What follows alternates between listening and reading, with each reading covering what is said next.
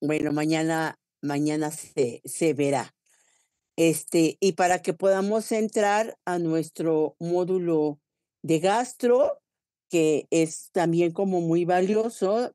Todos, yo creo que en algún momento dado hemos tenido alguna náusea, alguna diarrea, alguna gastritis, ¿no? Entonces, los fármacos con los que contamos en este módulo de gastro, pues son muy importantes. Pero hay que entender, acuérdense, el uso inteligente de los fármacos depende de una certeza diagnóstica. Una certeza diagnóstica nos invitará a usar de una manera más inteligente los fármacos. Entonces necesitamos saber qué pasa, qué está pasando en ese organismo para poder determinar cómo le podemos ayudar. A veces no dar los fármacos es lo más indicado, ¿no? Entonces, bueno, pues buenas tardes a todos. Es siempre un gusto verles. Doctora Siquinelli, buenas tardes. Creo que allí está, pero no veo su pizarroncito. Bueno, no hay dudas de endocrino. Acuérdense, el examen va a abarcar desde diabetes mellitus, hormonas tiroideas, que son hipotiroidismo e hipertiroidismo, suprarrenales, que son también hipotiroidismo, hiperadrenalismo o hipoadrenalismo. Después entramos a las hormonas sexuales, que son hormonas femeninas, con 3 grupos: estrógenos, antiestrogénicos y moduladores estrogénicos, y progestágenos, también progestágenos y antiprogestágenos. Y luego las hormonas masculinas, que son andrógenos y antiandrogénicos, y también allí los anabólicos. Y luego anticonceptivos hormonales. Hasta allí, hasta ese tema va a ser nuestra evaluación de mañana. Sofi. Doctora, tengo una pregunta. Es que había Sí, mencionado en el tema de hormonas femeninas que había un ajá. fármaco que también se usaba para cáncer de próstata, pero creo que no tengo bien el nombre. ¿Me lo puede O repetir? sea, hay que ver, ya para el cáncer como tal de próstata, vamos a tener primero los antiandrogénicos, porque recordamos que el cáncer de próstata es dependiente de andrógenos, así como el cáncer de mama es dependiente de estrógenos. El cáncer de próstata es dependiente de hormonas, ¿no? De hormonas masculinas, de testosterona. Entonces, los androgénicos son para el cáncer de próstata, pudiendo llegar, que esto solo lo mencionamos, no lo vimos como a detalle, pudiendo llegar a la castración. ¿A qué le llamamos a castración? Que puede ser farmacológica o quirúrgica, o las dos. Castración sería evitar la producción de hormonas masculinas, ¿no? Entonces, cómo lo logramos? Pues de plano quitando los testículos, ¿no? Eso pues ya garantizamos que ya no hay producción, porque se producen en las glándulas, en los testículos, a nivel de las células de Sertoli, ¿no? Entonces, allí es la castración, ya sea quirúrgica o farmacológica. ¿Con qué sería la farmacológica? Con los antiandrogénicos. O sea, los fármacos que evitan la producción de hormonas masculinas. Y bueno, esa es como la principal parte, ya aunado a que requiera radiaciones y quimioterapia, ¿no? ¿Sí? ¿Sí te contesté, Sofía? Sí, gracias. No a ti. No sé si hay alguna otra pregunta de hormonas. Eric, Sí, yo tengo una pregunta. sí. En los andrógenos, entonces, como, bueno, una de sus funciones es aumentar lo que sería la eritropoyesis, ¿se puede utilizar como tratamiento para las anemias? Depende de la causa de la anemia. es muy valiosa tu pregunta y ahí aprovecho para hacerles como repaso, ¿no? En dónde vamos a usar los andrógenos. Hay varias etapas, por eso les dimos las etapas en donde hay más picos de andrógenos, ¿no? Primero, gracias al genoma X o XY, si es XY, primero se necesita hormonas masculinas o testosterona o andrógenos para la diferenciación entre femenino y masculino. Después, al final del embarazo, ¿no? A partir de la semana 32 en adelante, otro piquito de andrógenos para el descenso testicular, para que decíamos que se formaron los testículos muy cerca de los riñones para que desciendan hacia su bolsita escrotal. Después hay un enlentecimiento, ya no hay tanta producción de andrógenos hasta la pubertad, en donde está un picote para todo el desarrollo de los caracteres sexuales secundarios. Y después su gran persistencia de presencia de andrógenos va a ser para mantener la vida sexual activa pues la procreación de hijos, ¿no? Entonces, allí se quedan como establecidos, a veces hasta más de 60, 70 años. Entonces, esa es como una de las indicaciones, pero tiene muchos efectos, ¿no? O sea, entre los efectos que da de desarrollar, o sea, si yo les pregunto, ¿en dónde vamos a usar o dónde están más indicados? Bueno, cuando hay hipogonadismo, por ejemplo. Pero tu pregunta es muy valiosa. Entre sus efectos que tienen, pues es desarrollar el vello masculino, la masa muscular, todos los que son caracteres sexuales secundarios, la voz, ¿no? Pero uno de los efectos que decíamos que justo para este crecimiento era estimular la eritropoyesis. Entonces tu pregunta es muy valiosa. O sea, tu pregunta es, ¿en las anemias podríamos utilizar andrógenos? Y bueno, la pregunta es muy buena, pero digo, ahorita están cursando hemato, ¿no? Cuando hablamos un poquito de anemia, tenemos que ver cuáles son las causas de la anemia. Casi siempre la anemia, por ejemplo, en el paciente renal, va a ser una anemia multifactorial. Ahorita yo creo que han visto ustedes los tipos de anemia, normocítica, normocrómica, en fin, o sea, hay por falta de absorción a nivel gastrointestinal, como la anemia perniciosa, ¿no?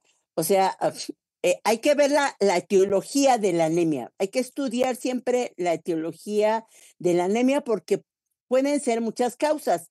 Si esa anemia fue porque lo operaron y sangró un montón en la cirugía, pues allí hay que reponerla con sangre o hay productos, hierro, o sea, ¿para qué le damos hormonas masculinas, no? O sea, allí si la causa fue un sangrado, pues lo ideal es o con sangre como tal o productos a base de hierro, ácido fólico, ¿no?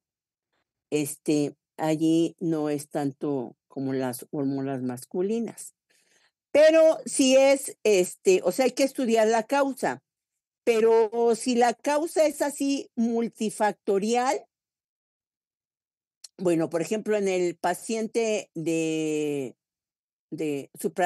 paciente de insuficiencia renal que tiene una causa de la anemia porque ya no come, toda le da náuseas, porque además vive estrés y entonces tiene sangrado de tubo digestivo, porque no produce eritropoyetina, ¿no? Porque, o sea, hay como muchos factores. Entonces, allí, si ya contesto tu pregunta, si los andrógenos son los que producen o estimulan la eritropoyetina, pues más que darle andrógenos, pues damos la eritropoyetina como tal, ¿no?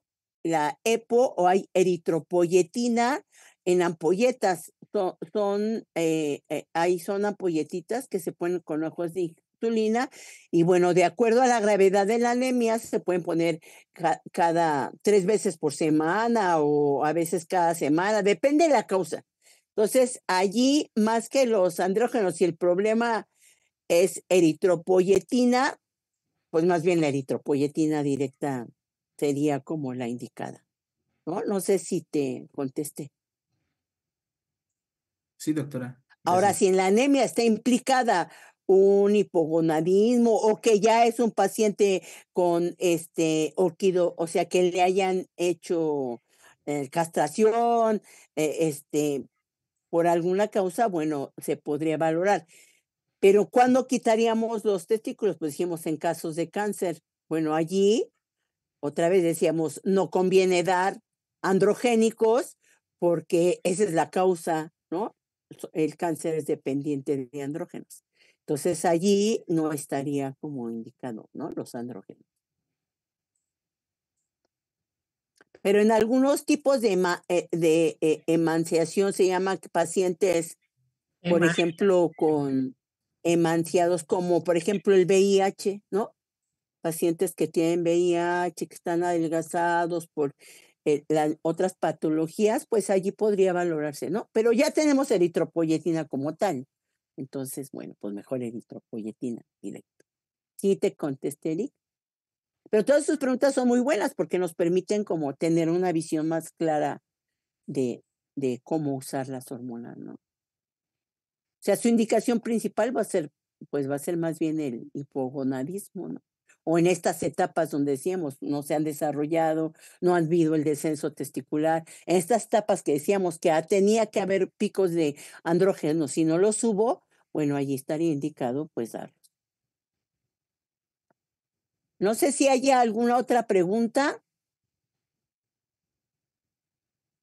Bueno, si no, para que igual, doctora Siquinelli, buenas tardes. Buenas tardes, doctora Reyes. Si quieres, si no hay más preguntas, pues podríamos empezar con gastro, ¿no? Bueno, muy bien. Que es un aparato altamente inervado. Ahorita lo vamos a comentar, pero le decimos tubo digestivo porque pues empieza desde la boca hasta el ano y va tomando diferentes formas y funciones, pero es como todo un trayecto muy inervado y que decíamos, el tubo digestivo suele ser un órgano de choque de las emociones. Hay mucha gente que se enamora y siente mariposas en el estómago, o tiene miedo y siente un vacío en el estómago, ¿no? O está estresado y no platica con nadie sus emociones y eso pues tiene colitis, colon irritable. O sea, es un órgano también muy sensible a las emociones. Entonces, bueno, pues vamos a empezar nuestro módulo de gastro, si no hay más preguntas. Y si alguien falta de anotar su asistencia en el chat, pues de una vez, por favor. Doctora, le dejo el micrófono y voy a checar nuestras asistencias, reconociendo a los que llegan puntuales. Muy bien, muy bien, doctora. Bueno, en relación a lo que ustedes preguntaban sobre el uso de la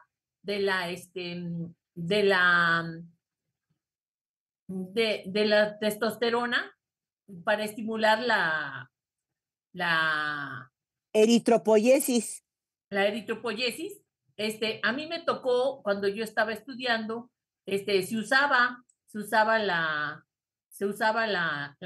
testosterona para estimular precisamente la eritropoyesis. Era lo que se usaba la oxandrolona o la metenolona o alguna otra, y bueno, pues nos causaba datos de masculinización. Sin embargo, pues no había otra cosa. Ajá. Entonces, pues era lo que se ocupaba. Y bueno, pero después, mi tesis precisamente, para la salida de la residencia, era en los pacientes de EPOC, tomar la orina y de la orina purificar y obtener precisamente la eritropoyetina de los pacientes. Ya ven que ustedes saben que un paciente con EPOC tiene aumento de hemoglobina y de hematocrito, ¿sí? Y de hematocrito. Y era aislarla, purificarla y dársela a los pacientes con insuficiencia renal crónica. Ajá. Era un proyecto muy ambicioso. Sin embargo, pues tú sabes que como residente, pues tienes un sueldo muy escaso, ¿sí? Te pagan, claro, pagaban más que en el internado y en el servicio social, y ya de R4, pues ya te pagaban un montón, ¿no? Pero de todos modos, la técnica habría que traerla de Canadá y era muy cara. Entonces, pues no, para mis condiciones de médico residente, pues no. Entonces, pues se dejó pasar esta oportunidad de hacerlo en México. Y pues ya después nos trajeron la EPO, ¿verdad? Las ampolletas de eritropoyetina que tienen una excelente aceptación y respuesta en los pacientes, ¿sí? Pero anteriormente sí se usaba, ¿verdad? Andrógenos para la estimulación de la médula ósea y para aumentar el hematocrito y la hemoglobina. Ajá, pero pues tenían muchísimos efectos adversos, además de aumentar la hemoglobina y el hematocrito, ¿eh? Entonces, bueno, pues eso es lo que a mí me tocó vivir en aquella época. Pues se los paso al costo. Gracias por contar. La anécdota. Bueno, como dice la doctora Reyes, vamos a empezar con... Ya pertenece a la historia de la medicina, doctor. Ay, doctora, qué grosera. No es grosería, es una buena aportación. Ay, bueno. Vamos a empezar con nuestra presentación de la estructura y función del aparato digestivo. Es importante para poder, pues llevar a cabo, aprovechar más nuestros temas de tubo digestivo. Ajá. Bueno. Entonces, la función básica del aparato digestivo, ¿cuál va a ser? ¿Cuál me podrían decir que es? ¿La Pues, digestión? la digestión y absorción de los nutrientes, ¿no? Entonces es absorción, aprovechamiento, bueno, eso ya depende también de la circulación, ¿verdad? Pero bueno, para mantener nuestro metabolismo, es la transferencia de estos nutrientes del medio externo al medio interno. Ajá. Si hay, por ejemplo, problemas en la absorción de grasas, bueno, va a haber cuadros de diarrea, ajá, importantes. Si hay intolerancia a la lactosa, va igual a haber diarrea, en fin, una serie de sustancias que pueden generar, ¿verdad? Incluso problemas de tipo alérgico. Ajá.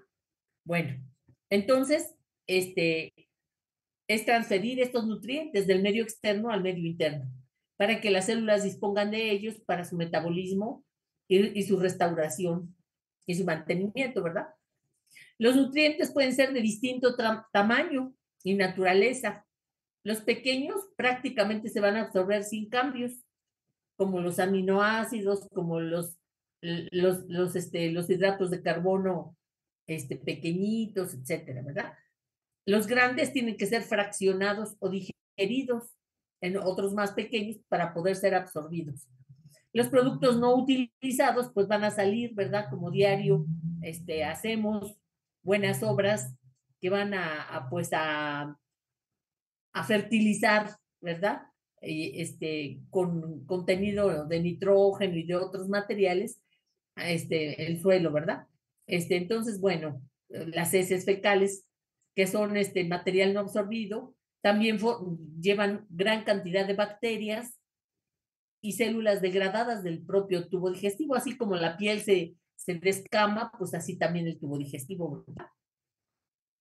Los procesos básicos van a ser dos, uno que es la motilidad y otro que es la secreción. A través de estos dos procesos se lleva a cabo el fraccionamiento físico, cuando es motilidad, y mecánico y químico, cuando es con las enzimas, ¿verdad? Y los jugos gástricos, intestinal, pancreático, etcétera. Bueno.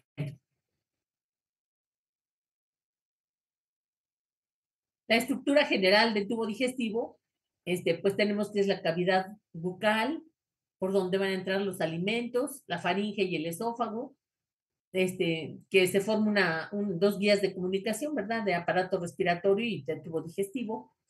Estómago, que inicia los procesos digestivos, intestino delgado, que va a continuar con los procesos y la absorción, y el colon, que va a ser un ajuste final entre absorción y almacenamiento de lo no absorbido, y sobre todo de resorción de agua o reabsorción de agua. Entonces tenemos que la estructura general del aparato digestivo, si se fijan ustedes, aquí tenemos un pedazo de intestino, un dibujo de un pedacito de intestino que va a tener varias capas, ¿verdad? Tiene la capa, la mucosa, la submucosa,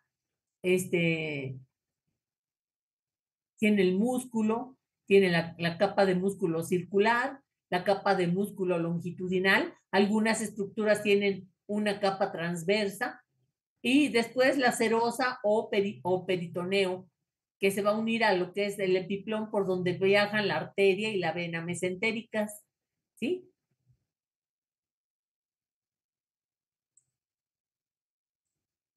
El tubo digestivo tiene un diámetro variable. En el esófago es un tamaño y en el estómago es otro. Hagan de cuenta esófago, estómago, tubo intestino delgado y colon, ¿verdad? Entonces va a tener distintos tamaños para distintas funciones.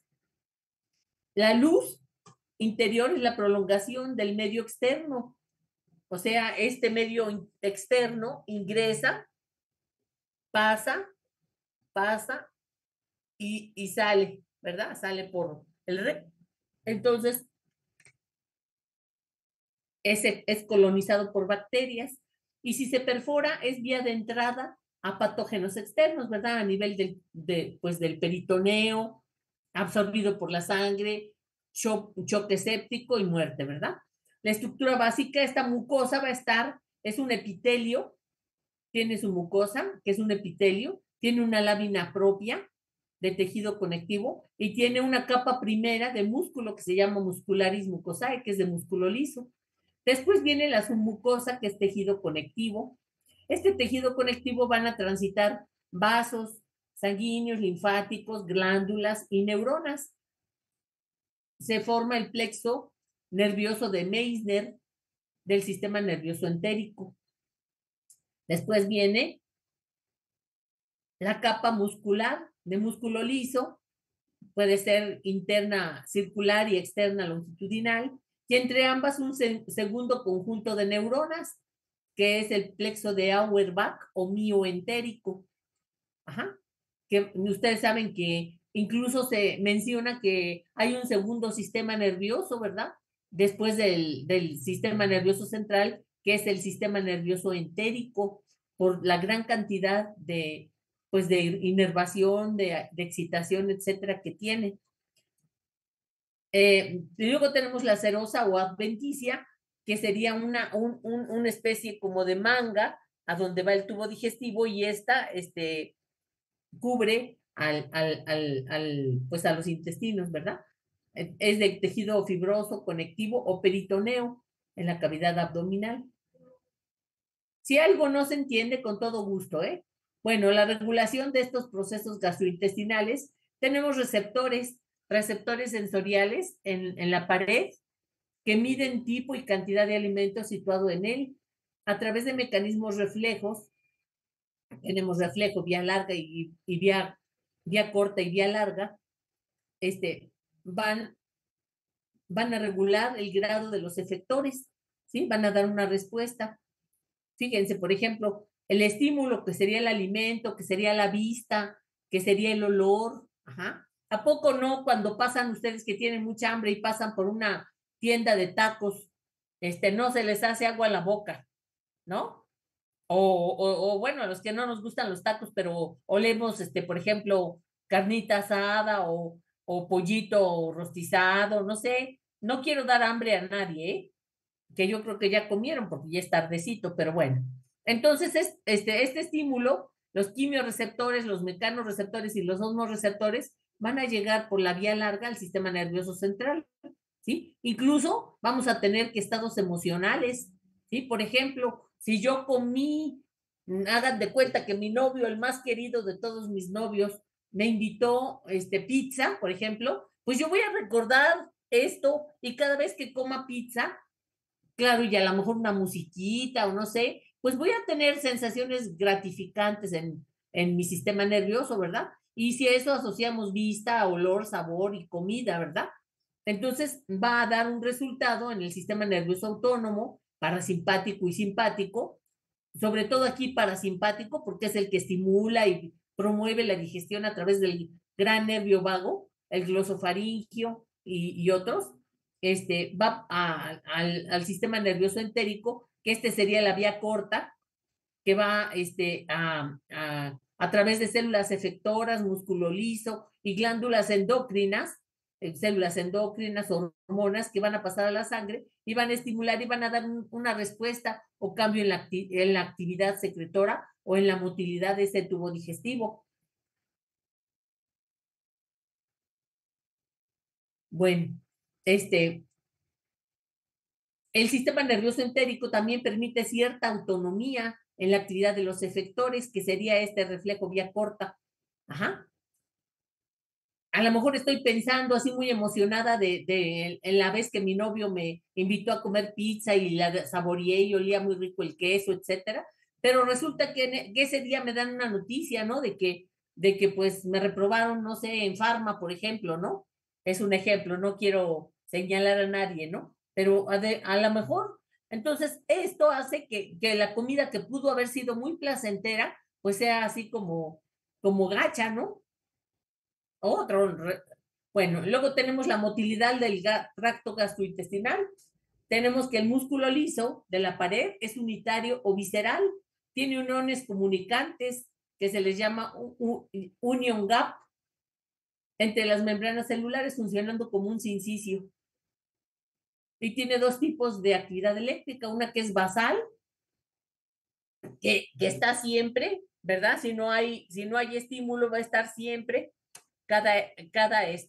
Esta se le llama basal u ondas lentas de repolarización y de despolarización de baja frecuencia que no dan contracciones.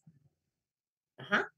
Y en meseta o espiga, que serían las de aquí abajo, estas son las basales u ondas lentas, y las meseta o espiga que alcanzan un umbral y van a dar potenciales de acción.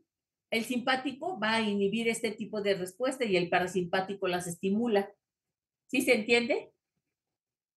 Estos dos tipos de actividad intestinal. Sí, doctora. Bueno, entonces tenemos que estas funciones motoras digestivas van a hacer la función de transporte de estos alimentos a un ritmo adecuado para que sean absorbidos. Ajá, una persona que come, hagan de cuenta, y es intolerante a la lactosa, ¿sí? Intolerante a la lactosa. Pero toma leche entera, ¿verdad? Entonces, más tarda en tomarlo que en evacuarlo, ¿sí? Entonces, pues ahí no absorbió nada, ¿verdad? Tal como entró, tal como salió, ¿sí? Entonces, todo debe tener un transporte a un ritmo adecuado. Mientras más tiempo pase un nutriente en la pared intestinal, pues más tiempo va a ser, más se va a absorber mejor. No quiero decir que los que están estreñidos absorban perfectamente todo, ¿verdad? Ese es otro asunto que después vamos a ver. Entonces tiene que ser a un ritmo adecuado para su absorción. Otro va a ser la fragmentación de alimentos.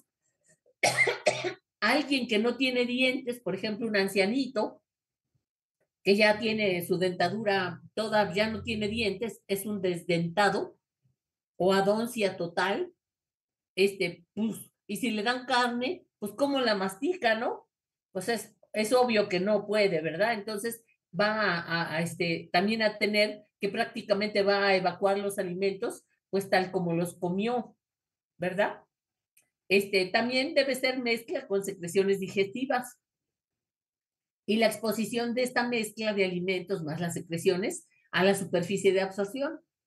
Los tipos de movimientos son movimientos de propulsión o peristalsis, ajá, en el que como si tuviéramos un tubo y le hacemos así, se va a ir empujando el contenido, ¿verdad? Tal como lo muestra la imagen, este dibujo. Ajá. Va a irse el bolo digestivo, pues va a ir caminando.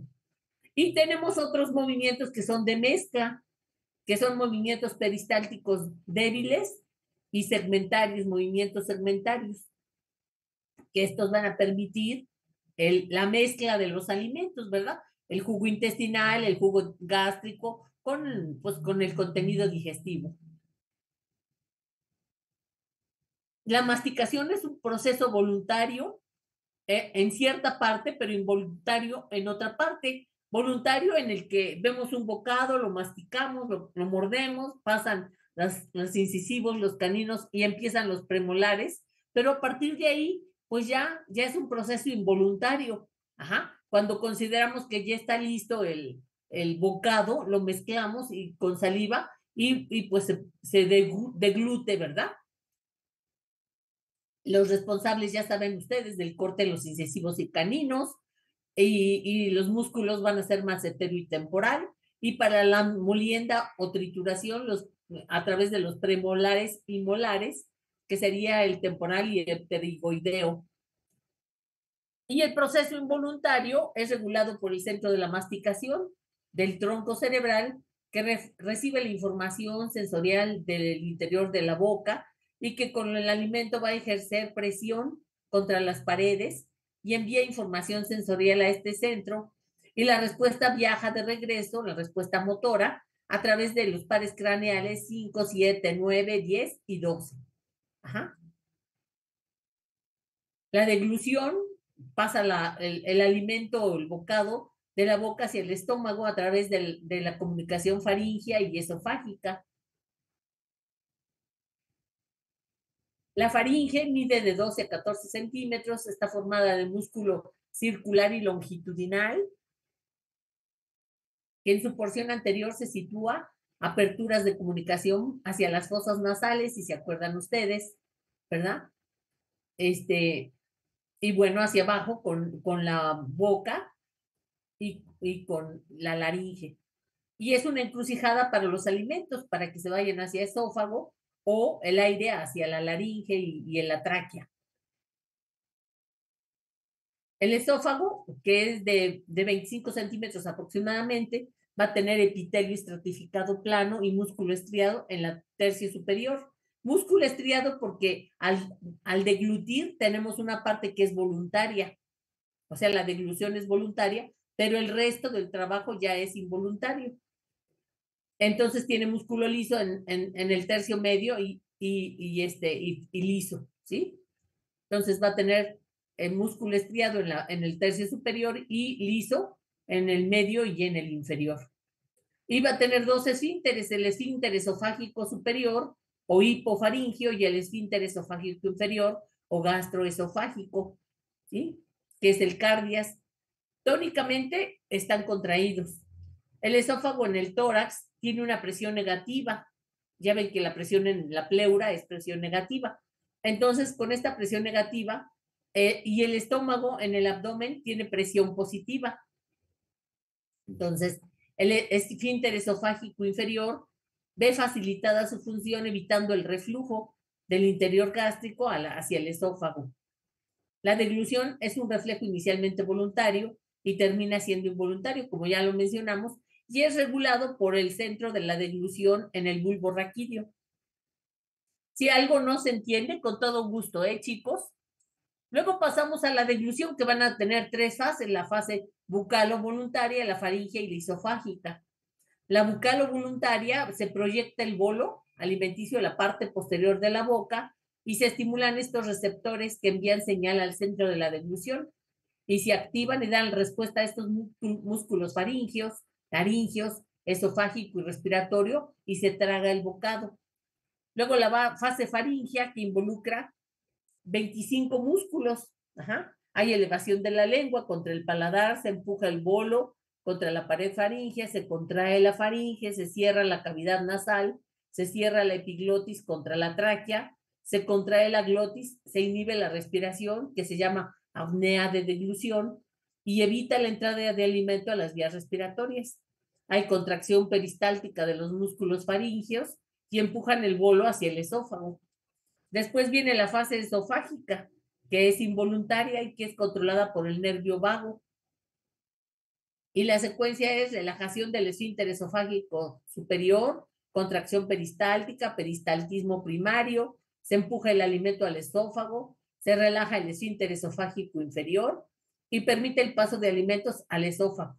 Y luego el paso del esfínter esofágico inferior se cierra evitando el reflujo y va a ir pasando el alimento, ¿verdad? Contracciones peristálticas o peristaltismo secundario para arrastrar posibles restos del interior del esófago hacia el estómago. Ajá.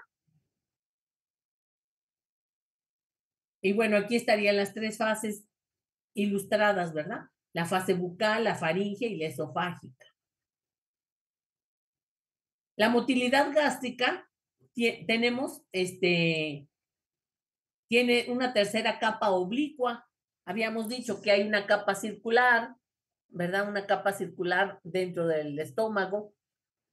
Luego tenemos una capa oblicua y luego tenemos una capa longitudinal en el estómago.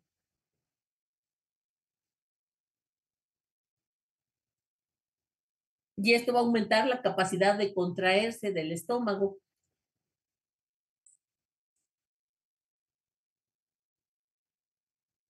Bueno, el estómago está relajado.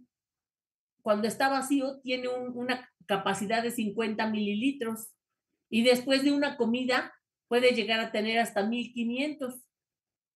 Para evitar el aumento de la presión,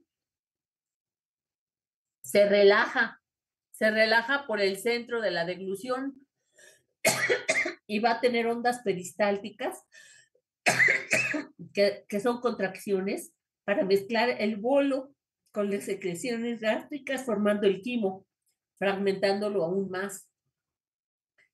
Acuérdense que el tubo digestivo, el estómago, produce ácido clorhídrico que va a empezar la digestión de los aminoácidos, de las grandes cadenas de aminoácidos.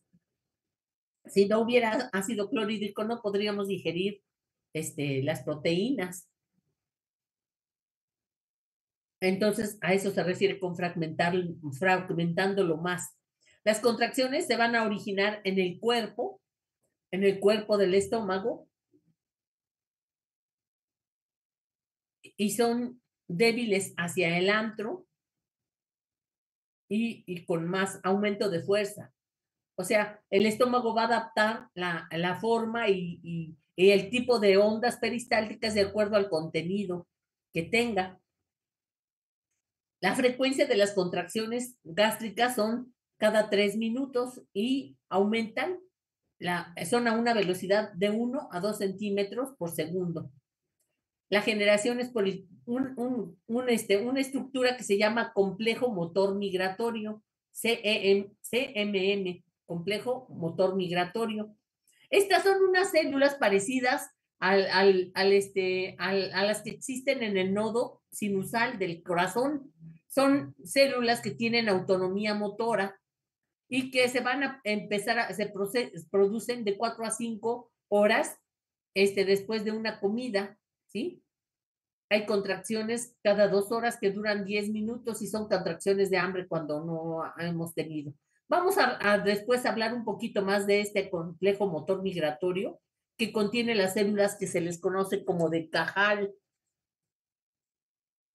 Ajá, que son células de marcapaso del estómago. El vaciamiento está determinado por la fuerza de la peristalsis y por el tono del píloro.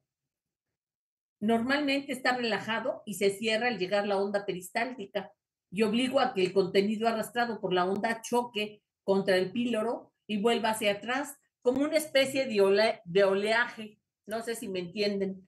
Miren, hagan de cuenta que aquí tenemos el estómago y aquí estaría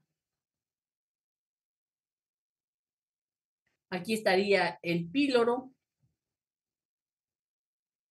Ajá, aquí estaría. Entonces, este esfínter se cierra, llega el contenido, pasa nada más un poquito y se regresa en este movimiento como de un vaivén. Esto favorece que se mezcle el alimento con el jugo gástrico. ¿Sí se entiende? ¿Sí? Bueno. Sí, doctora. Muchas gracias. Entonces obliga al que el contenido arrastrado por la onda de choque vuelva hacia atrás y solo pasa una pequeña cantidad. Se inicia 2 o 3 minutos después de la ingesta, ¿sí? Y va a tener más o menos 3 eyecciones por minuto. O sea, en un minuto vamos a tener que pasan 3 pedacitos, digamos, ¿sí? 3 pedacitos por minuto. Ajá. Van a hacer, y con un volumen de 5 mililitros, o sea, si son 3 y son 5 mililitros, 3 por 5, 15 mililitros en total. Ajá. Bueno. La motilidad gástrica, tenemos varias fases. A lo mejor esto lo ven un poquito complicado, pero pues no se trata de que lo memoricen así de, o sea, porque no estamos viendo fisiología, pero para que lo conozcan, ajá, tiene varias fases la motilidad gástrica. Una fase interdigestiva, que es cuando no comemos, ¿verdad? Cuando ya se vació el estómago y antes de que volvamos a comer el siguiente alimento. Luego la fase digestiva y luego la fase de vaciamiento.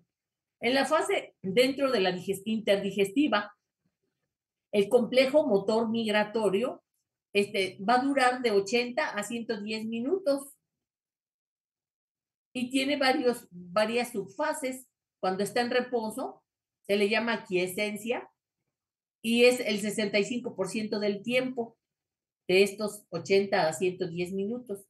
En la fase 2, aumenta la frecuencia del potencial de acción y las contracciones del músculo liso y es el 30%. Entonces, fíjense, ya llevamos 90% de estos 80 a 110 minutos. Luego tenemos la actividad contráctil máxima, que se presentan contracciones cada 3 minutos y cada 11 minutos. Entre cada 3 y cada 11 minutos en duodeno e intestino, ya es el 2 a 3%. Entonces ya tendríamos 93%. Y luego la fase 4, que empieza a disminuir la actividad hacia una renovación de la fase 1. Se repite cada hora a 2 horas con una velocidad de 2 a 19 centímetros por minuto. Ajá. Entonces, para que vean ustedes, en la fase interdigestiva, el estómago está pues muy activo, ¿verdad? Después viene la fase digestiva, en la que ya llega la comida sobre todo sólida, y se interrumpe este complejo migratorio motor interdigestivo, disminuye el tono del cuerpo. O sea, hagan de cuenta que el estómago sin alimento, un estómago sin alimento estaría así más o menos, y el estómago ya con contenido estaría así, ¿sí? Con 1,5 litros de contenido. Ajá. Entonces, este aumento del contenido va a hacer que el alimento, se va a adaptar, esta parte se va a adaptar. Si hay más cantidad, pues se va a hacer más grande. Se va a ir haciendo al tamaño del contenido del estómago, ¿verdad? Hay una dilatación y un aumento de volumen. Esto se llama relajación adaptativa. Y va a ser la contracción peristáltica intermitente, que va a ser del antro y más al píloro cerrado, ¿verdad? Favoreciendo esta retropulsión de mezcla y trituración. Y finalmente el vaciamiento gástrico, que depende de un juego de presiones. Entonces, bueno, la regulación de esta motilidad está bajo el sistema nervioso entérico, sistema nervioso autónomo, simpático y parasimpático, y sistema hormonal. Ajá. La regulación es mediante estos reflejos enterogástricos cortos y largos y la distancia entre el estímulo y la respuesta. El volumen ingerido y su composición físico-química van a determinar la motilidad de 2 factores, factores gástricos y factores duodenales. Los gástricos van a ser la distensión del estómago y el aumento de la motilidad y velocidad de vaciamiento, en donde la gastrina, que es secretada por el estómago, y por el alimento. Ajá. O sea, son los dos elementos importantes, ¿verdad? Que aumentan la motilidad y la velocidad de vaciamiento. Nosotros vamos a ver como primer tema de fármacos, los fármacos que se llaman procinéticos. Procinéticos. Ajá. Que precisamente van a ayudar el vaciamiento en personas que tienen gastropatía diabética o algún tipo de gastropatía que hoy vamos a ver o vamos a empezar a ver. Entonces, esta gastrina y el mismo alimento favorecen esta motilidad. Y los factores duodenales, que son distensión del duodeno, disminución de la motilidad, el vaciamiento gástrico, esto dado por la presión, perdón, por hormonas intestinales como el péptido inhibidor gástrico, que es el péptido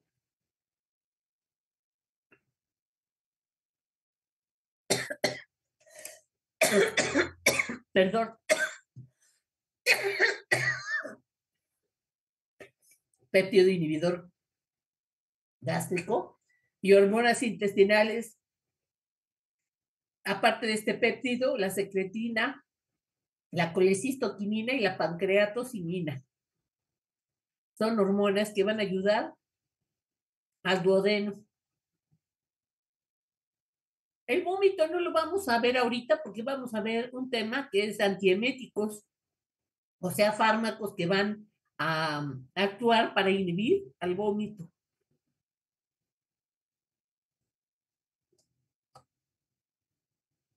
La motilidad del intestino delgado, el tránsito del quimo. Doctora Reyes, ¿no puede seguir tantito? Sí, claro. Entonces, bueno, aquí otra vez insistir en que ustedes conecten las neuronas, lo que ya habían hablado un poquito de la fisiología y en fisiopato, pero esto es muy importante, como las ondas peristálticas, que pues si son ondas peristálticas y esos movimientos serán inducidos ¿por quién? Pues por el sistema nervioso, ¿no? Y hablamos desde el principio de nuestra clase, cuando empezamos a ver, pues, sistema nervioso autónomo. Esto es autónomo, no estamos nosotros diciendo, a ver, que mis ondas peristálticas estén más rápidas o estén más lentas. No es voluntario, sino se regula por el sistema nervioso. Entonces, estas ondas peristálticas van siendo, hay diferentes, ¿eh? Sí, ya ustedes espero que tengan la oportunidad de estudiar más este sistema y son diferentes. Hay de propulsión lenta para que avance el quimo, todo ese alimento que se formó en las paredes. Hay otras que son de vaciamiento, que son para ayudar a que el tubo digestivo se vaya vaciando y vaya pasando a los diferentes segmentos. Por todas estas inervaciones es que les digo que son órganos de choque porque están altamente inervadas. Entonces, esto es muy importante y que nosotros tenemos que estar como pendientes. Claro, ¿cómo vamos a valorar? Pues a nivel de esófago, pues solamente no podemos auscultar tanto esas peristalsis. Las podemos auscultar más a nivel intestinal, pero sí vamos a tener síntomas muy importantes. Esto de revisar la fisiología lleva la intención de que ustedes vayan pues discerniendo por qué son los síntomas, qué síntomas nos dan y el síntoma me va a orientar hacia el diagnóstico y el diagnóstico me va a orientar hacia qué tratamientos utilizar. Entonces, el vaciamiento, que es el avance del quimo, de todo eso que se formó, tiene unos frenos en el esfínter ileocecal, el cual cuando está en reposo se encuentra cerrado y eso hace que se retrase la salida y evita el reflujo también. Entonces, la peristalsis supera una presión de los 20 milímetros por mercurio, que esto se puede medir para vencer la resistencia del esfínter y permitir el paso del quimio. Esto es como esencial, parece como que ustedes, bueno, nomás lo escuchan, pero pues va a tener mucho que ver con lo que vamos a ver de la enfermedad de reflujo o con lo que vamos a ver, por ejemplo, de neuropatías que ya hemos manejado o hablado. Por ejemplo, hablábamos del paciente diabético, ¿no? Que uno de sus problemas son las neuropatías. Y la neuropatía a nivel del tubo digestivo, que se llama gastroparesia diabética, es justo, la doctora les explicaba cómo el estómago va a retener por mayor tiempo los alimentos, haciendo que no vayan descendiendo a continuar su tránsito hacia el intestino. Entonces, ese estómago se va haciendo alargado, se va haciendo como de gota y retiene más tiempo el alimento allí. Por eso el paciente siente náuseas, siente como deseos de no seguir comiendo, da unos síntomas pues de gastroparesia diabética, ¿no? Entonces, allí tendríamos ya que ir pensando, ya ir levantando o alzando las antenitas, pues ¿qué le tengo que dar? ¿O con qué lo puedo ayudar? ¿O con qué lo puedo prevenir? ¿No? ¿Sí? ¿Vamos bien? Muy bien. Sí, no escuché bien, es que habló la doctora. ¿No? ¿Alguna Bueno, pregunta? preguntas o comentarios de esto. Esto es esencial que sí lo vayan entendiendo. ¿Cómo se mide? Digo, yo tendría muchas preguntas si las doctoras fueran mi maestra, si yo fuera alumno, ¿no? O sea, ¿cómo vamos viendo esto? ¿Cómo ahorita que lleguemos, esto es a nivel intestinal, cómo puedo checar cuántos movimientos peristálticos tienen que ser, ¿no? Entonces, todo esto es como muy importante. Bueno, si no hay preguntas, ya estás allí, doctora, podemos continuar. La doctora Erika tiene una pregunta. A ver, Eri. ¿Por qué las células del Cajal eran consideradas el marcapasos del estómago? ¿Cuál es su función? ¿No? ¿Por qué no la recuerdo? Ahorita lo vamos a ver, doctora. Bueno, son Ok. células que están permanentemente haciendo estímulo de un marcapaso. Ajá. Ahorita lo vamos a ver más allá. Bueno, y lo vamos a ver con los procinéticos. Entonces, bueno, el tránsito del quimo es de 4 a 6 horas en el tubo digestivo, en el intestino, y se mezcla con secreciones pancreáticas, biliares e intestinales, estableciendo un contacto con la pared intestinal para su absorción. Por ejemplo, vamos a tener, así hagan de cuenta, obviamente es muy rudo, muy rudimentario. Aquí se absorbe el calcio, aquí se absorben las vitaminas, aquí se absorbe los carbohidratos, ¿sí? Aquí se absorben las grasas, ¿sí? Las grasas, etcétera, ¿sí? Aquí, en todo el tubo digestivo. Entonces, mientras más tarde en pasar por aquí, pues más se va a absorber. Ajá. Ya ustedes lo vieron en fisiología, ¿no? En el primer semestre o en el segundo semestre. Bueno, más bien en el segundo. Bueno, entonces, la segmentación constituye contracciones y relajaciones sucesivas. Ya veíamos la segmentación, va a ser para mezcla, ajá. Y la peristalsis es para empuje de ese contenido. Y bueno, van a ser contracciones y relajaciones alternantes del músculo circular. Doc, una pregunta. Lo que nosotros percibimos en la auscultación del abdomen es el empuje, o sea, es la peristalsis en sí o la contracción. Sí, también se puede percibir la segmentación, pero es de muchísimo menos volumen auditivo o acústico. ¿Sí? Son como, ¿sí? Así es un ruido más pequeño, más chiquito, de menos volumen. En un bebé posiblemente se perciban mejor. Si ustedes tienen oportunidad de auscultar el abdomen de un bebé, posiblemente lo puedan oír mejor. Bueno, entonces, esta longitud es de 1 a 4 centímetros y se presenta cada 5 segundos, es más duodenal y va disminuyendo en ilion menos y tiene la función de amasado del quimo y de las secreciones, y las peristálticas, que son precedidas por relajación y avanzan de 10 a 15 centímetros. Es una propulsión lenta. Ajá, entonces fíjense, viene aquí la onda y si esto siguiera contraído, pues no se podría. Esto debe estar relajado para que pueda avanzar, ¿sí? Para que pueda avanzar el contenido. Y bueno, siempre es en dirección proximal a distal, o sea, hacia el recto, ¿no? El vaciamiento es avance y vaciamiento del quimo hacia el colon con freno en el esfínter iliocecal o la válvula iliocecal, la cual en reposo está cerrada, retrasando la salida y evitando el reflujo. La peristalsis supera presión de 20 milímetros de mercurio para vencer la resistencia de este esfínter y permitir el paso del quimo.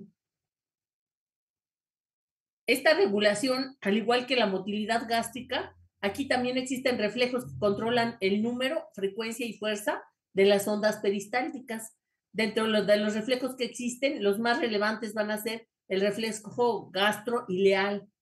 El alimento en el estómago aumenta la motilidad del intestino.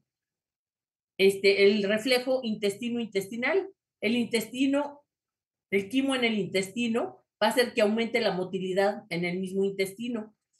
Está el reflejo gastroileal, que el alimento en el estómago aumenta la motilidad en el ilion y esto facilita su vaciamiento para que pueda pasar el resto del alimento. Y el sistema parasimpático, que aumenta el estímulo y aumenta la motilidad del intestino. Y la motilidad del colon. El tiempo que tarda en pasar por el colon es de 12 a 18 horas. Almacena restos no absorbidos de litro y medio de líquido que le llega. La mitad se absorbe y la otra mitad se almacena. Y otras funciones son balance final de agua y sales que se van a reabsorber, y aumenta la acción sobre productos no asimilables de la flora bacteriana, dando lugar a productos del metabolismo bacteriano, como por ejemplo la vitamina K, que será absorbida en esta parte. La motilidad del colon. El colon es como un globo, bueno, no tiene forma de globo, tiene forma de globo de esos que hacen para las fiestas infantiles, de esos globos largos, y va a tener como soporte lo que se le conoce como tenia, ¿sí? La tenia no es la taenia, taenia solum, no, es tenia, así se llama, que es un músculo longitudinal que está a lo largo de todo el colon. Ajá. Se llama taenia coli, por coli del colon, tenia coli, y las dilataciones de la pared se le llaman austras. Ajá, que son estas, miren, aquí tenemos la prolongación de esta tenia, el apéndice epiploico, y bueno, la tenia, ¿sí se entiende? Y esto va a dar una forma pues, característica al colon, ¿verdad? Que va a ser más o menos en esta forma, ya saben ustedes.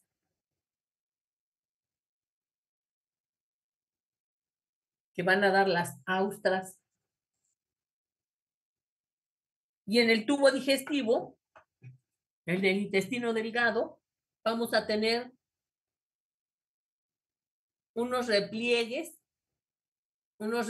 que se continúan. Esto no se continúa, ¿sí? Esto no se continúa para acá.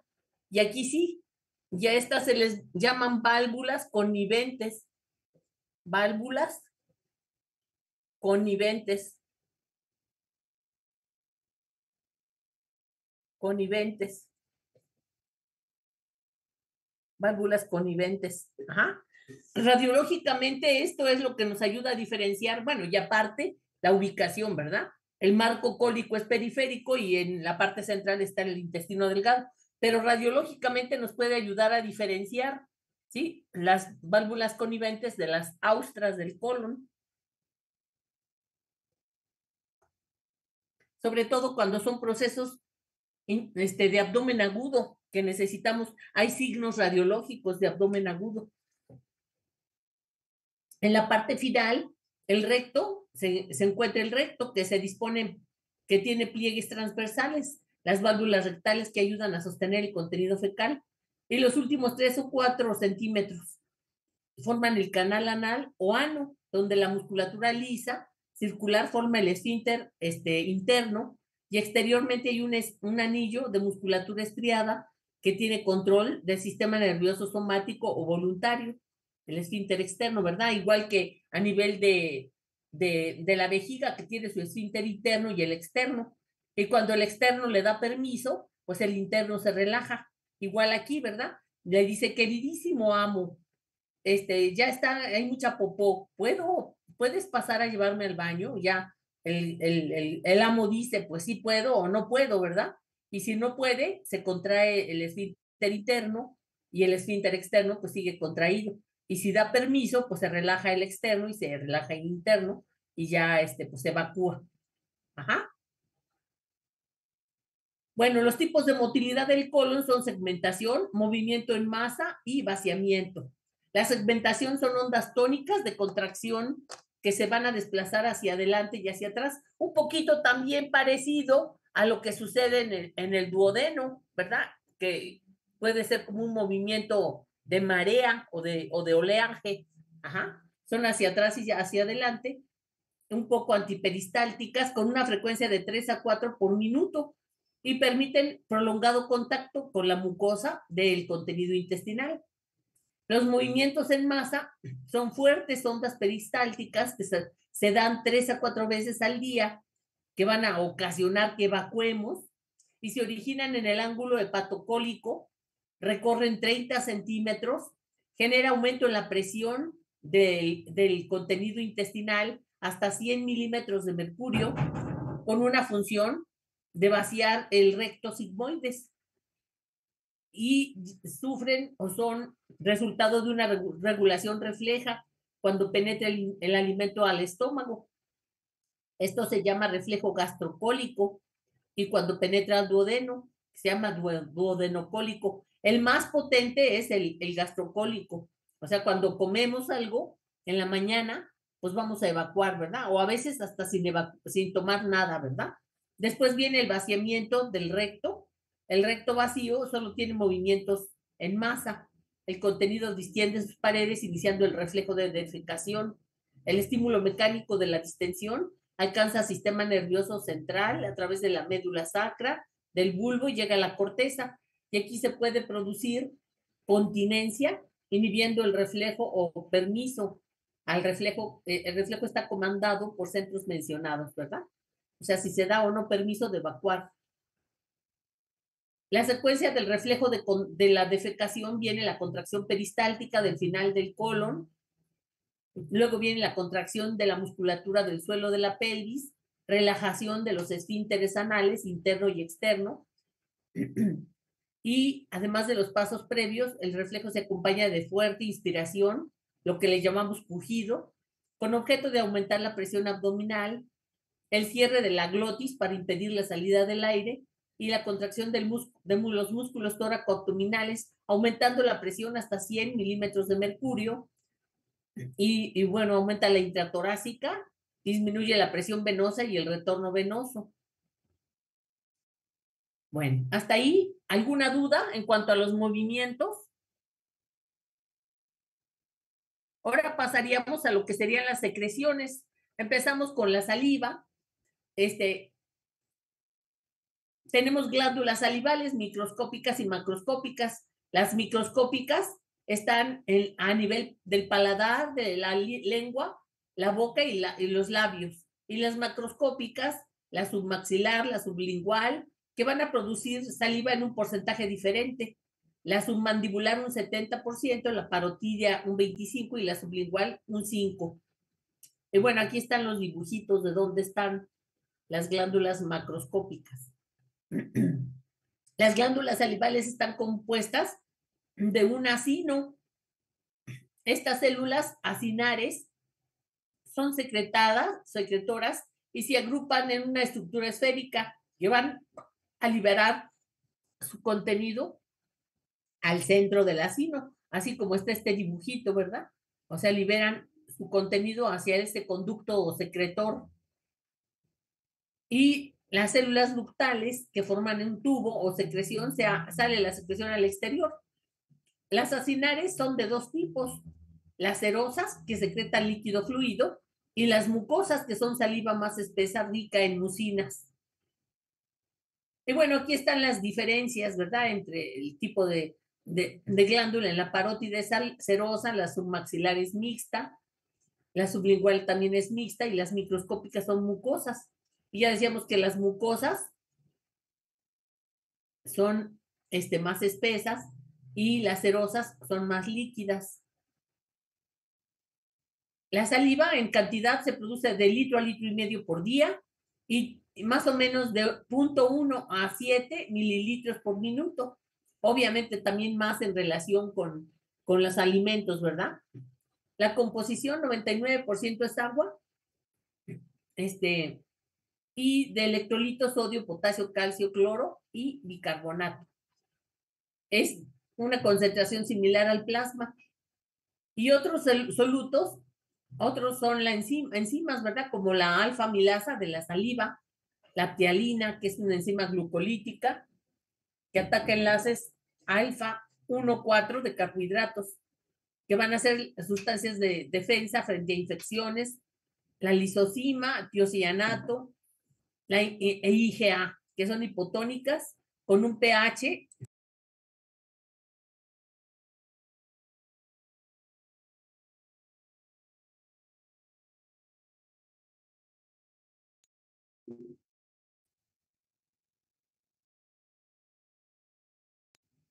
bueno.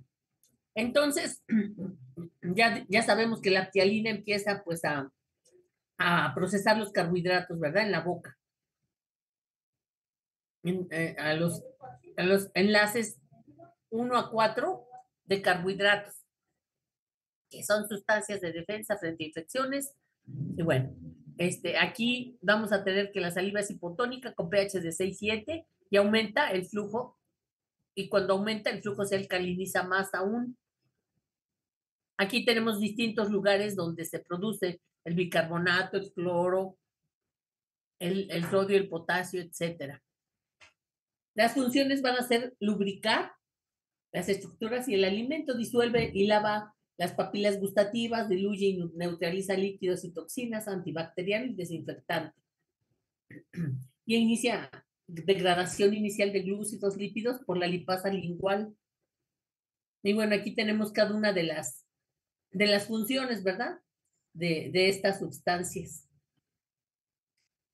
La regulación de la secreción de la saliva está dada por el sistema nervioso autónomo a través de reflejos salivares, reflejos incondicionados, que es la fase bucal de la regulación, y reflejos condicionados, que es la fase cefálica. Ajá.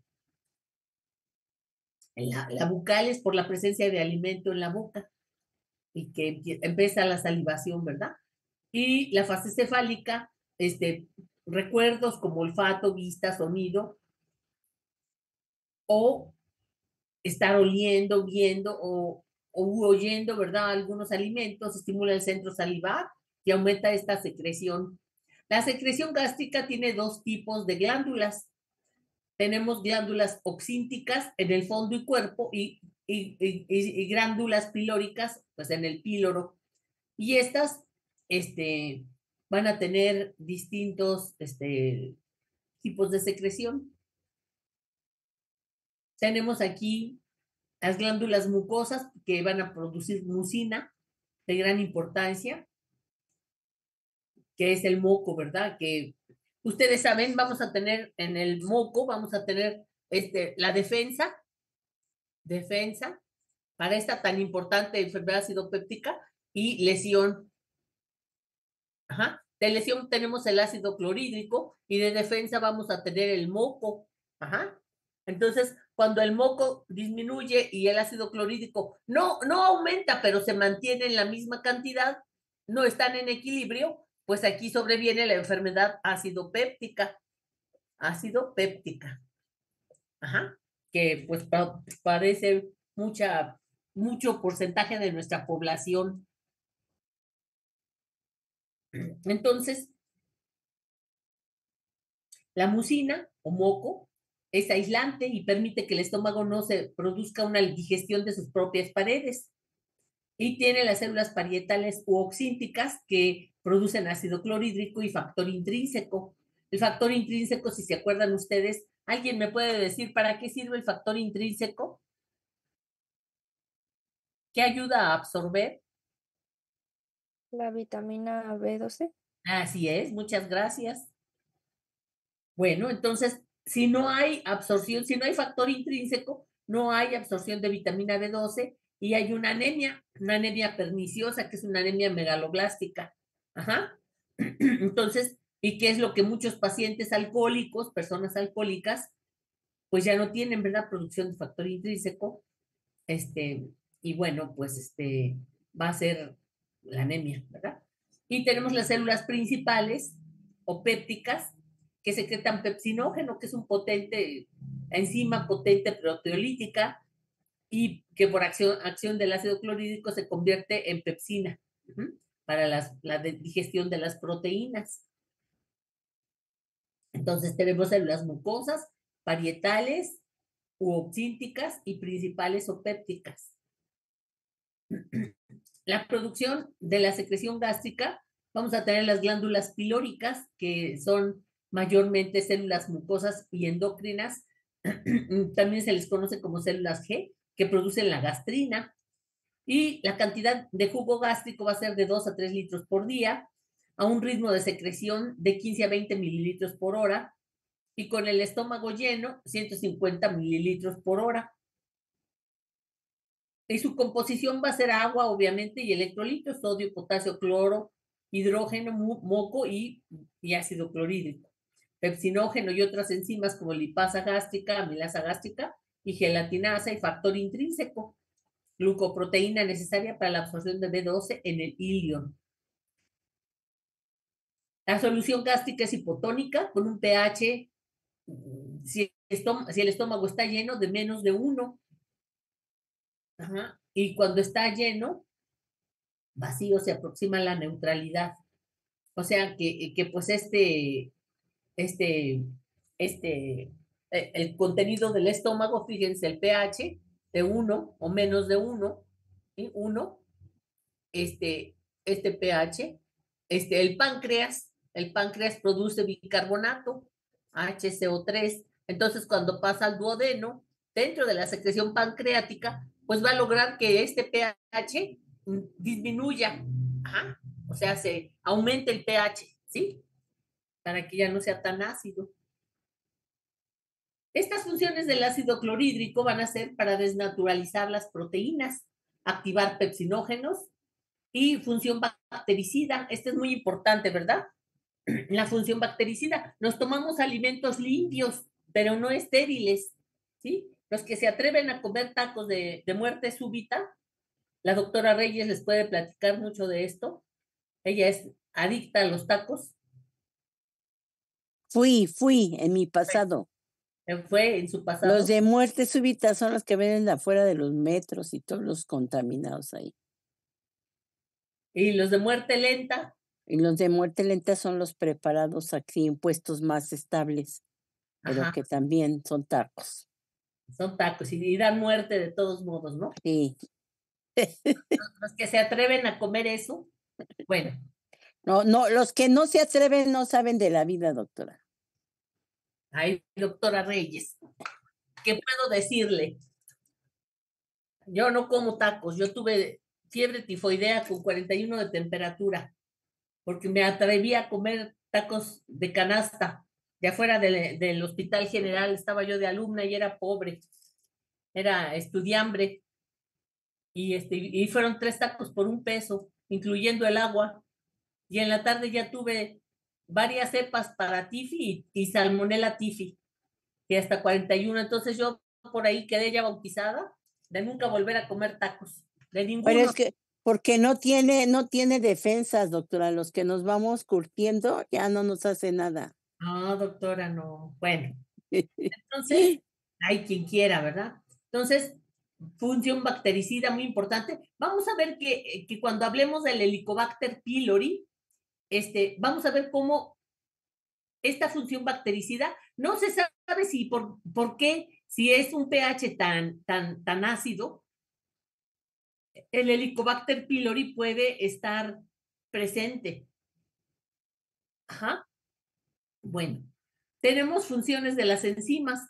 La pepsina actúa normalmente en un pH de 2 a 3.5, rompe enlaces peptídicos de aminoácidos con acción proteolítica y no es imprescindible para la digestión de las proteínas, ya que la secreción pancreática, acuérdense que el páncreas produce lipasa, amilasa y enzimas y proteolíticas, ¿verdad? Entonces, estas garantizan la degradación de aminoácidos. El moco es protector de la mucosa gástrica y la fase de regulación de la secreción gástrica es cefálica, que corresponde a un 30% y que es el estímulo en la boca, ¿verdad? O por otro canal sensorial y se va a empezar a producir por reflejos vagovagales, aumento de la secreción. La gástrica, que es un 60%, por el estímulo ya del alimento en el estómago, la liberación de gastrina, de G34, G17, histamina por las células cebadas, aumento de la secreción. Estos dos últimos dan una fuerte secreción ácida, ¿verdad? La histamina por las células cebadas y la gastrina. Ajá. Vamos a ver que la bomba de protones, que es una célula, ¿sí? Que va a producir ácido clorhídrico, HCl. Esta bomba tiene 3 tipos de timbres o de receptores. Tiene el de gastrina, tiene el de acetilcolina y tiene el de histamina, el de histamina H2, ¿sí? H2. Y si acuerdan ustedes, ya los vimos. Ajá. Entonces vamos a hablar de estos estímulos.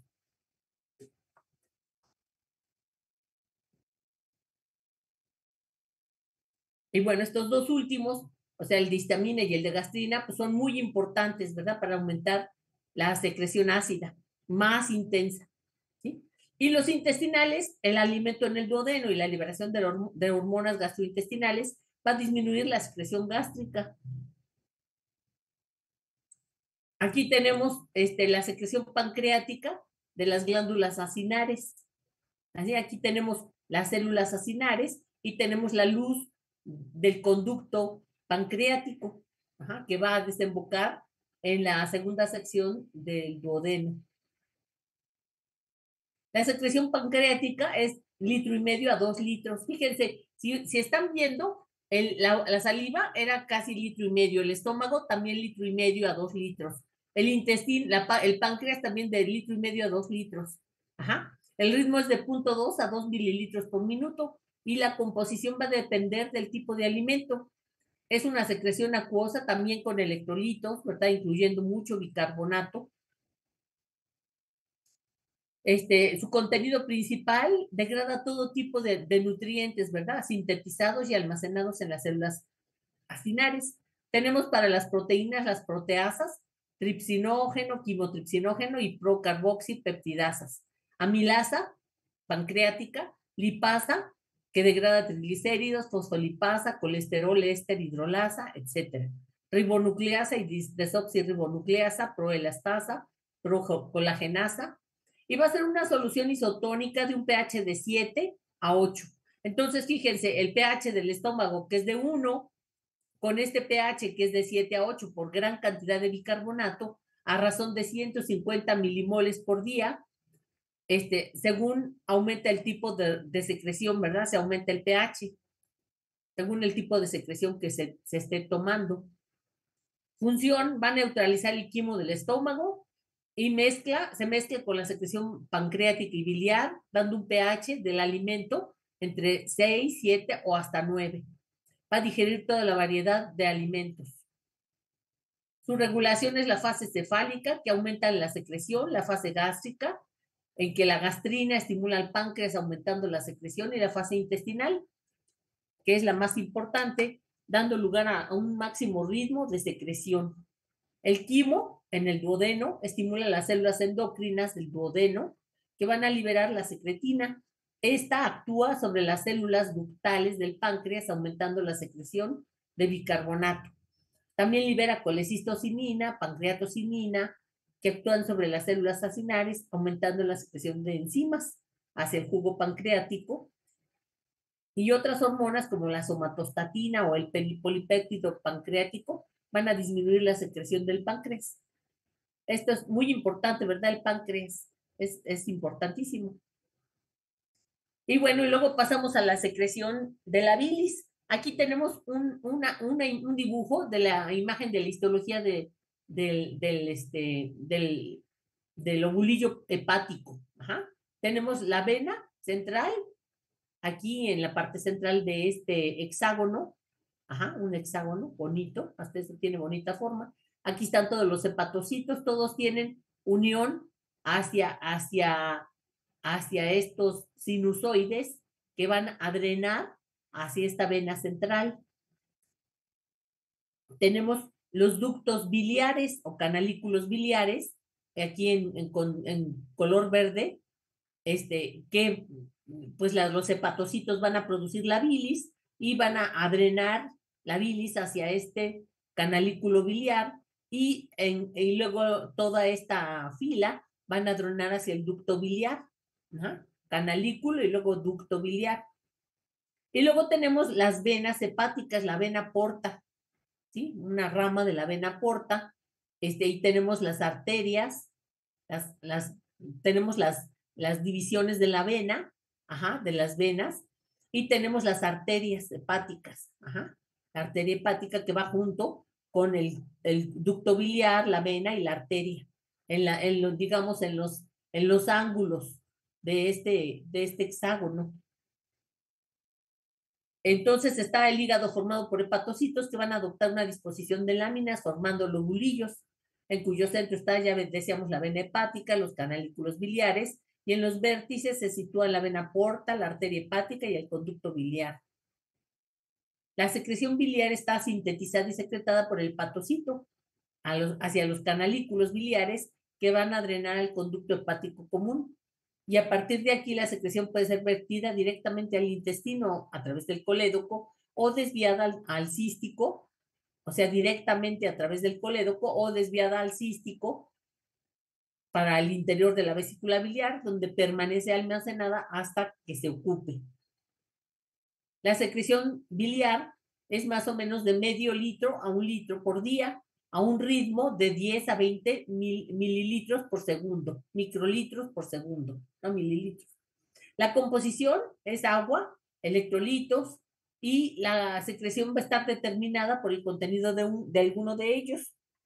En su caso el bicarbonato, y su concentración aumenta con el ritmo de secreción también a nivel del pH. Tenemos 2 tipos de ácidos biliares, los primarios y los secundarios. Los primarios están formados por el ácido cólico y queno desoxicólico y están en una cantidad de 0.5 gramos por día. Y los que ya son procesados en el intestino dan los secundarios, que son el desoxicólico y el queno desoxicólico, que son litocólicos. Ambos unidos aminoácidos forman los ácidos biliares conjugados. Se unen a la glicocola, a la glicina o a la taurina, y la conjugación aumenta su solubilidad en medio acuoso. Si su concentración es alta, se pueden precipitar y facilitar una concentración micelar crítica. Los ácidos se unen formando micelas más estables cuando se incorporan a solutos lipídicos en la secreción. Los ácidos biliares en yeyuno, o sea, se liberan, ya sea por el colédoco o por el cístico, y van a ser recuperados en el ilion terminal. 95% de estos por difusión pasiva y transporte activo secundario. La circulación enterohepática se reconduce al hígado para ser reutilizado. O sea, se absorben y vuelven a ser procesados. Ajá. En cada comida este circuito se realiza de 2 a 3 veces, dando una recirculación de 6 a 8 veces por día. Y cada molécula da de 15 a 20 vueltas antes de ser degradada y sustituida por una nueva. El pool o el almacén de sales biliares es de 2.5 gramos.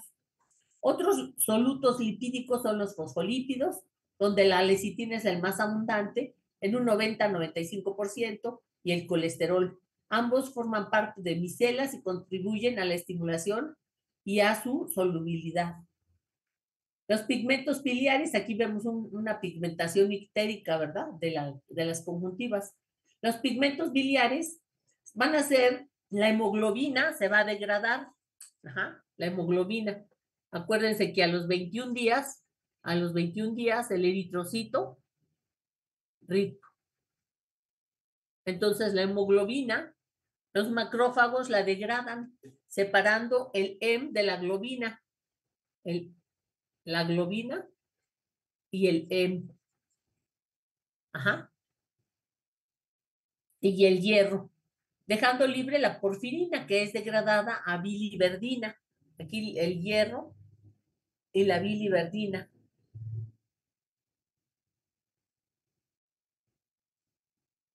O bilirrubina indirecta, que se produce en una cantidad de 0.5 a 1 gramo por día. Los macrófagos excretan la bilirrubina, que es transportada al eritrocito, unida a la albúmina. Y en el hígado, a nivel de microsomas hepáticos, la bilirrubina es unida al ácido glucurónido y se forma la bilirrubina conjugada, que va a ser secretada en la bilis. Esta bilirrubina y los ácidos biliares experimentan reabsorción en esta circulación enterohepática. Cuando la concentración plasmática de bilirrubina es mayor a 35 milimoles, aparece ictericia. Más o menos la bilirrubina total, decíamos que la directa y la indirecta deben ser menos de 1 miligramo por decilitro. Cuando es, pues digamos que de 2.5 miligramos, ya se puede ver lo que es la ictericia. Ajá. Más o menos, ¿eh?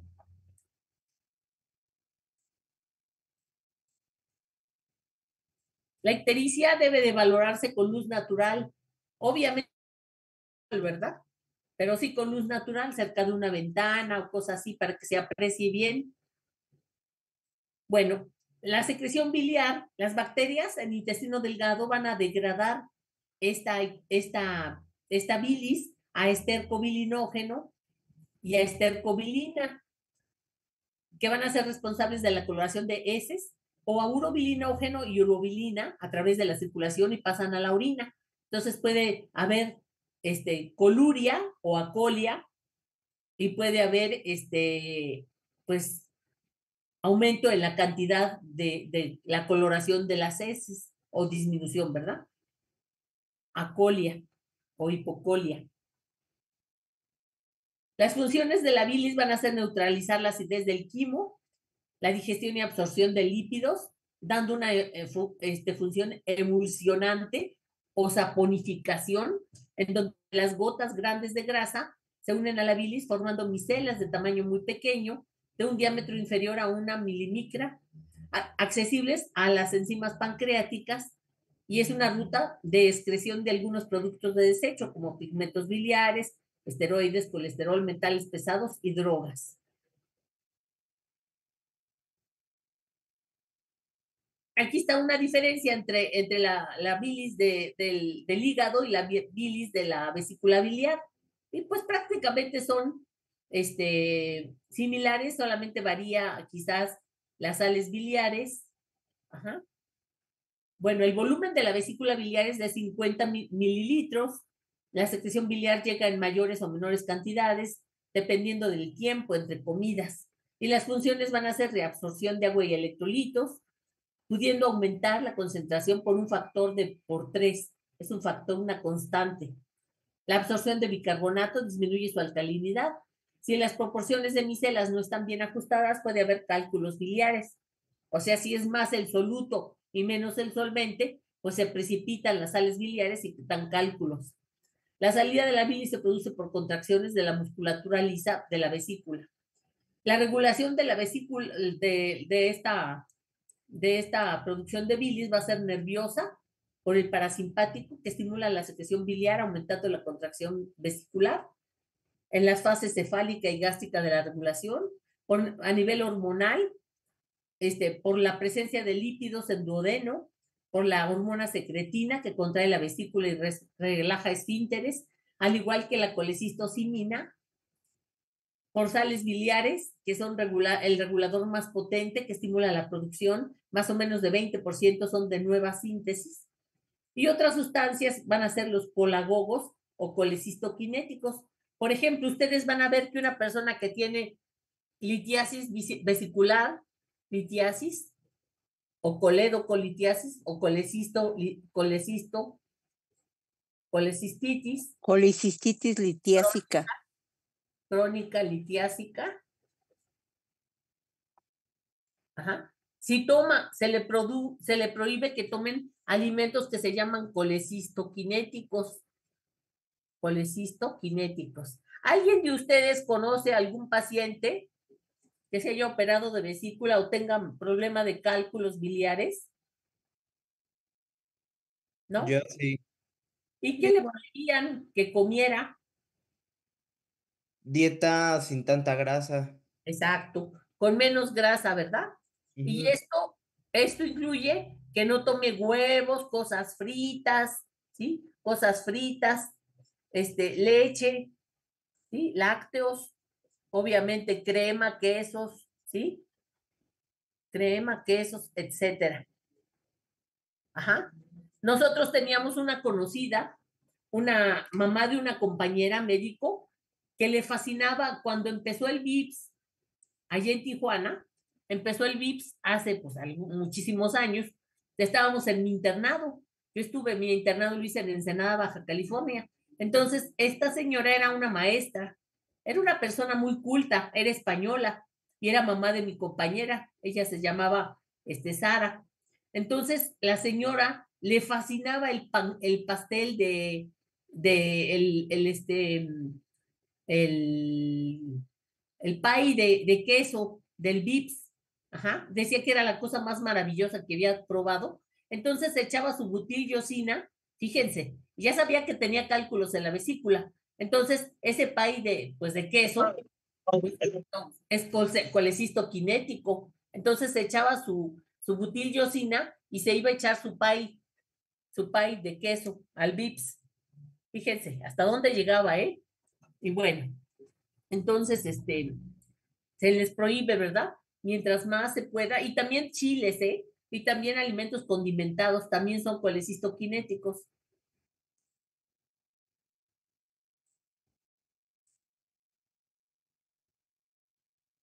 Bueno, entonces los colagogos o colecistoquinéticos, porque aumentan la secreción y aumentan la contracción de la vesícula. Fíjense, si aquí está la vesícula, aquí está el cístico, y tiene una piedra aquí, empieza el músculo a tratar de sacar la secreción y no puede.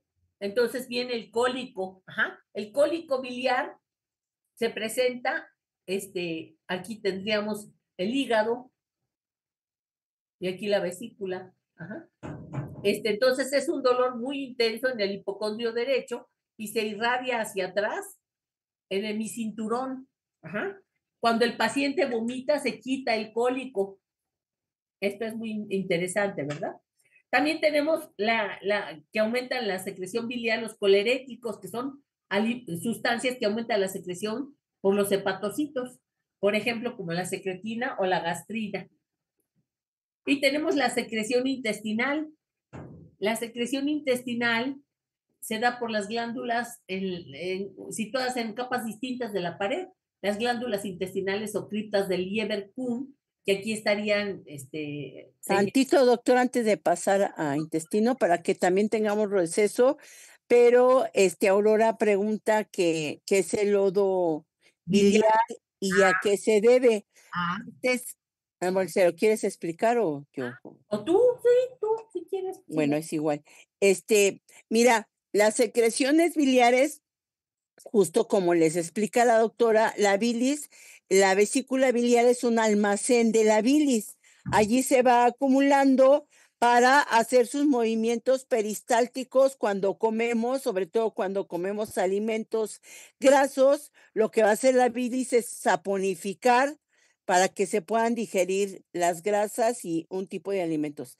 Entonces, cuando los pacientes tienen mucha ingesta de alimentos con colesterol, esto se va uniendo a los líquidos biliares y justo van siendo mucho sedimento. O sea, ese líquido biliar que a lo mejor alguna vez lo hemos probado cuando sí hemos llegado a vomitar en ayunas y que sale como amargoso y ácido, es porque va combinado ácido clorhídrico y ácido biliar. Eso amargoso es el líquido biliar, que normalmente pues es de un color amarillento verdoso, pero es liquidito, o sea, es un líquido. Pero cuando es mucha la carga del colesterol que hay, se va sedimentando. Antes de hacerse piedra, pues va a ser lodo, ¿no? Como toda la función de los litos en riñón o en las regaderas, o eso se va haciendo sarro.